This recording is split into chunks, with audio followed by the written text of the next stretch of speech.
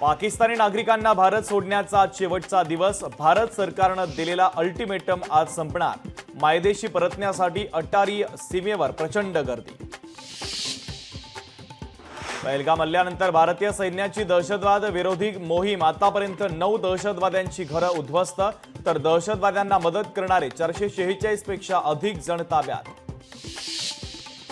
2 संशयित दहशतवादी मोबाईलमधील कॅमेरामध्ये कैद। मावळमधील पर्यटकांनी एनआयला दिली माहिती। रील काढताना चित्रित झाले दहशतवादी।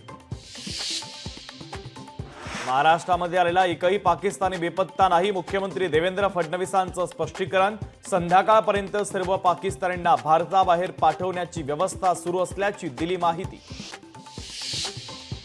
प्रेम विवाह केल्याचा राग, वडिलांकडून मुलीवर गोळीबार। जळगावच्या चोपडा शहरातील धक्कादायक घटना। गोळीबारात मुलीचा जागीच मृत्यू, तर जावई गंभीर जखमी।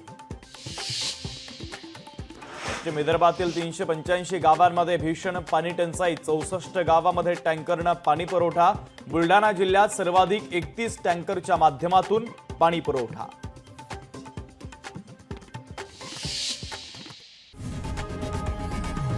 लोकशाही मराठी ऐका, पहा, जागरूक रहा।